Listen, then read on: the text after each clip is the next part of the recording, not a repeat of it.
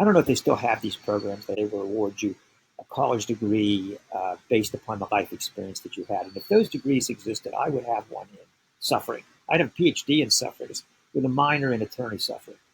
And I don't want to make it seem like I cornered the market on suffering, but I did have 62 years of generic suffering, and then 45 years or so, and those overlapping, of being a suffering attorney and working with other attorneys who were suffering. And I had generic reasons. I mean, all of us do. One was my lineage. I was Jewish, and I remember driving to work. One of my colleagues we were listening to an album my father made. I was on it as well. He was a professional singer as well as a cantor in the Jewish faith. And he said, "Hey, don't the Jews have any music in a major key?" And I thought, well, there you go. That sums it up. But also, I also happened to choose a spiritual teacher I met in law school and throughout my legal career. He said that suffering made you more spiritual. So, wow, that's like, don't throw me in the briar patch, Bear Rabbit. I get to suffer and I get to be spiritual for suffering. And look, we lawyers haven't cornered the market on suffering, but I got to tell you, the reason that we advance for why we think we're unhappy as a profession, these are just the usual suspects that we round up to keep from getting to the true culprits. And I believe those are twofold. And the first one is we don't think that we're a candidate for happiness, whether we don't think we don't deserve it, or we haven't earned it yet, or we've done something terrible, whatever it is, we just don't think it's possible for us. And the second is that we just become attached and familiar with our own suffering. We come to actually accept it as rather than going into the unknown of what life could be like if we weren't burdened with this image and with this personality, with this attachment to being a suffering soul. And I certainly know this well from my own experience, and it took really a couple of black swan events to free me of that gratuitous suffering when I was 62 years old. And the first thing that happened was that the love of my life parachuted down from the heavens. Just what I wanted more than anything my whole life was a love like this, and she was better than anything I could have imagined. And I was forced to choose between this image, this identity that I had of being this spiritually suffering self, and that's who I was going to be, versus the happiness that was in front of me. And you think that'd be an easy decision? It was agonizing, but I chose love. But it took something as great as the deepest dream I didn't know I was dreaming in the form of my beloved Julie. And today is actually our anniversary, for me to be able to let go of that suffering self. But I also needed someone to hold the space for me to to dislodge this idea that I was no damn good. Someone who came into my life who I deeply loved, respected, and admired, who was able to hold the space for me of perfection until I could see the perfection in myself. And those two things, someone holding the space or having a reason to let go of the suffering self, that's what freed me. And so I realized, all of us are going to have those two events.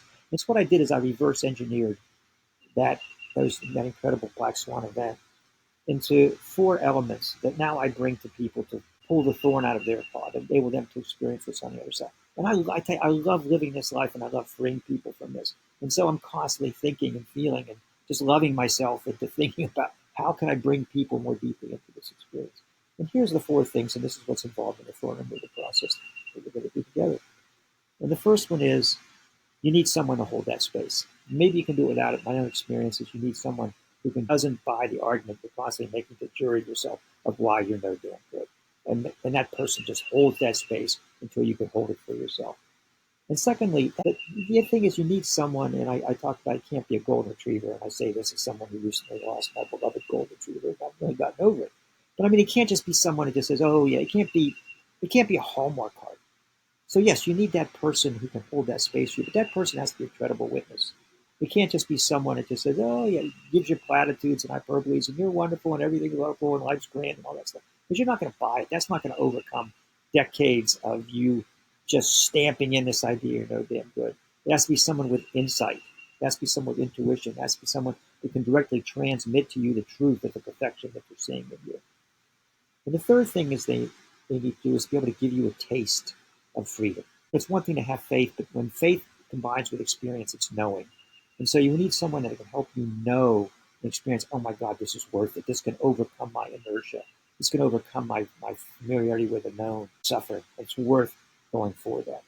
And the fourth is maybe the trickiest, which is that individual or that situation needs to give you a sense that you're in an unseen partnership. There's magic to this. And I'm not going to get into the cosmology of what it is. But once you realize that you are in a magical process, that the universe is conspiring for your good, then all kinds of things open up and has a momentum of its own. It's not just up to you to constantly overcome these voices in your own head. And I lose people. I know I had a guy signed up for a Thorn Removal session, and then at the end I mentioned about the unseen partnership, and I could see him, he called me a week later and said, I'm not doing it. I'm going to go see a therapist. Yeah, that's great, because you don't have to have the unseen partnership with a therapist. But in this process, you do. So one, you need someone to hold the space who is a credible witness, can give you an experience of what it is that you're doing, give you a direct experience of what's on the other side, and also be able to put you in touch with the unseen partnership. That's what I do. And, as I said, I've been overcoming lawyers' objections to their own happiness for pretty much as long as I've been an attorney. And I've come up with a way to overcome the objection that you probably have, which is, I don't want to spend the money. So I charge $500 for an hour and a half of that time. That's your billable hours, but that evidently is an impediment. So what I'm doing for this, and I mean it, when I say this week and this week only, I mean it, because it took me a while to get up the gumption or the intuition to run this experiment, which is I'm going to do a $97 60-minute Thorn Removal session. I'm going to hold 10 spots this week for you to do that. And there'll be a money back guarantee. So I'm going to run that experiment for a week. $97, money back guarantee. I can't make it any better. I can't talk about it anymore without sounding like I'm selling, Vegematics or something. Give it a shot. What do you got to lose? It would make me incredibly happy to see you on the other side of the thorn, for you to be able to experience what I experienced at age 62, whatever your form of that is. And it'll certainly make you happy to live the life that you know is actually possible. If you want to take advantage of the $97 offer, the coupon code is Thorn97. You put that in when you check out, you'll get the $97 rate. And, $97 is enough to make me rich or you poor. But I want you to see what life is like on the other side of the thorn. It's not just because it's a beautiful day and it's my anniversary, and it's what life wants of us, and it's what we want out of it.